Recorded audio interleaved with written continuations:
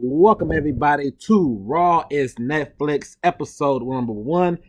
Basically, giving my results of everything that happened on this past Monday Night Raw, from the matches and the segments and all that good stuff. Let's talk about it. Let's talk about it. So first of all, we kick off the night with The Rock coming out there and doing what they normally do, which is called a babyface promo, just to hype up the crowd because they're on Netflix. Now, this doesn't mean anything. And the reason why I said this doesn't mean anything is because, for me, they've done this before in the past. They've done it in the past before where, you have Triple H and Stephanie and Vince. They all come out there and they remove the character version of themselves, and instead they focus on the business side. So in my personal opinion, that's exactly what The Rock was doing, hyping up Netflix, telling everybody, let's get ready for a historic night, a great night in the first episode for the new Netflix thing. That don't bother me. That don't bother me at all. So I didn't care for that. So we had the first match of the night, which was Tribal Combat, Roman Reigns defeating Solo Sikoa. I had a lot of issues with this. I had a lot of issues like this. One of the issues I had with this was, one is the way they made Tama Tonga and Jacob Fatu, who got countered by Sami Zayn and Jimmy Uso a little later. It kind of felt like they could have done more. You know what I'm saying? I felt like Jacob was, he's been built up as the werewolf and stuff. I felt like he could have bust through and beat both of them by himself. Let's be honest here. But I guess, it's whatever on that. The match itself, it was pretty solid. It was decent. It was a regular TV show match. I ain't gonna lie. To me, it was a regular TV match to kick up the night, not a main eventer. If this was on SmackDown, this would have main evented SmackDown. But to me, just a regular match. Nothing really to write home for. They made it seem like somebody else was gonna make a debut in the middle of the match. That's what it felt like at some point, especially after they took out Jacob and them. I felt like somebody else was gonna come out. That didn't happen, and Roman Reigns beat Solo Sikoa, and he won the match. When he won the match, I would assume moving forward now that the bloodline thing is kind of over with, right? I would assume it has to be over with, right? If not, I don't know. I don't know what's going on, because after the match, The Rock came out.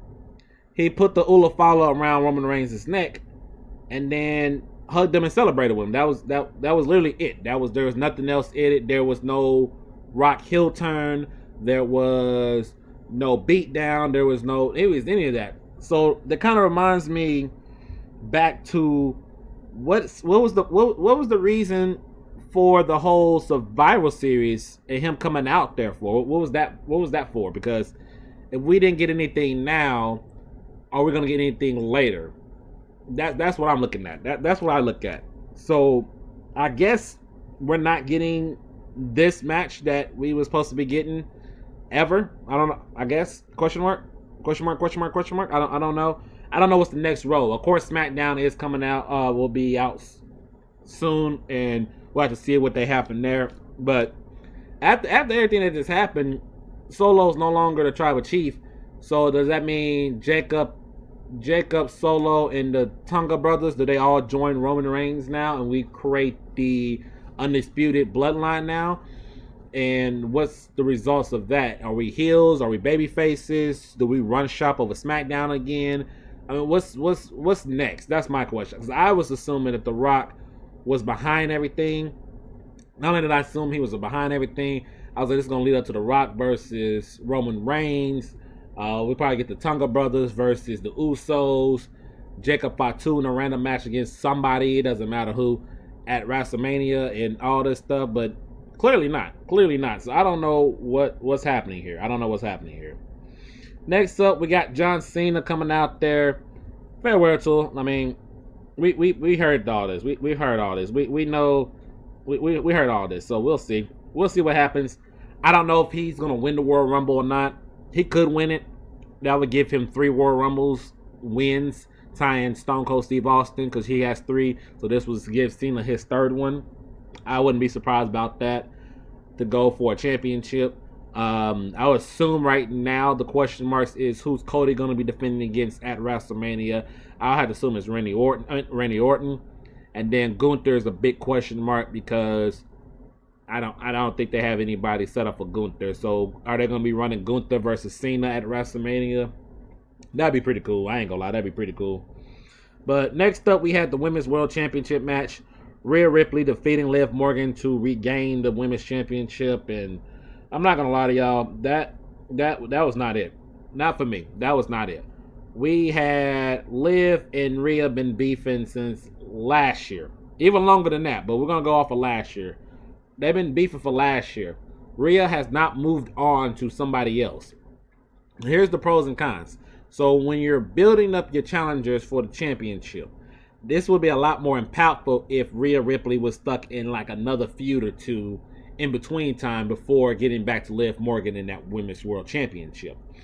They could have benefited heavily by pushing other wrestlers in front of Liv to deal with and wrestle with and defend her championship with and create beef among with. I mean, they did Io Sky, but that was it. That was pretty much it. She hasn't dealt with anybody. She really hasn't dealt with anybody else. They could have had her and Selena Vega on a Raw. I think they did, probably. But if they didn't, they could have did something with that. She could have wrestled against a lot of other people on the women's roster to build up that women's roster, and they didn't. And the fact that they were so quick to give Rhea back the championship, yeah, I'm cool on that. I ain't gonna lie, I'm good on that. That was just not it, in my personal opinion. That was just not it. Now moving forward, we got to see whether or not Liv is going to stay around the women's world title scene. She's going to get dropped down. Who's going to be coming after Rhea next? Because I got two personal opinions. One opinion is, instead of The Undertaker, I felt like that was supposed to be somebody, once again, making their return. I thought it was either going to be Becky Lynch or Charlotte Flair making their return, not Undertaker coming in. So I felt like that was made for somebody else. Who? Like I said, it was one of those two people. I'm assuming the rematch at WrestleMania is Rhea versus Becky, and Becky beats Rhea, which just goes right back to everything going back to just between these two. And then Liv might get a rematch. You know what I'm saying? That's not good for the Raw Women's division. That's not good at all. They have to inject something into that because that's not good enough. Next up, Drew versus Jay. Didn't care. I ain't gonna lie. I didn't catch all of this match, but a roll-up win. I think Drew should have won this match. Let's be honest. I think Drew should have won this match. There was no reason for Jay to get this win, but they felt like he needed to win. I don't know why they felt like he needed to win, but that's what it is. I don't know the movement. You know what I'm saying? I don't know the move. Like I said, I thought the Usos would be in a tag team match at WrestleMania. It could still happen, but for Drew, what is Drew's big WrestleMania match this year? What's Drew allowed to do this year? Last year, World Championship match against Seth Rollins. He actually won the championship. The year before, I don't even know what he did the year before that. I couldn't even tell you what he did the year before that. But I think we had this point with Drew that he needs to be in a big time match. I would have assumed, but I don't know. I realistically do not know what he's supposed to be doing for WrestleMania at this point in time. I don't know. They could run him and Gunther, but I don't think that's going to be the case. He finished that fantastic feud with CM Punk, but now what is Drew supposed to do? Same thing with Jay. What's the long-term goal for both competitors? That's my question. What's the long-term goal? If there is none, we need to get away from this whole. We need to get away from stuff. Running back matches that we've seen before is just not it. It's just not it at all. And then before we get to the main event, we also had American-made Chad Gable telling Adam Pearce that he wants a match against the best luchador in the world, a.k.a. Pentagon. Let's be honest here. It's Pentagon. So that should be a fantastic match. I'll be surprised if it's not Pentagon. That'd be crazy. What else happened? We're supposed to be getting the Women's Intercontinental Championship match. I think it was supposed to happen on this episode, and that got scrapped. So that's supposed to be happening next week. Finn Balor versus Damian Priest in a street fight for next week.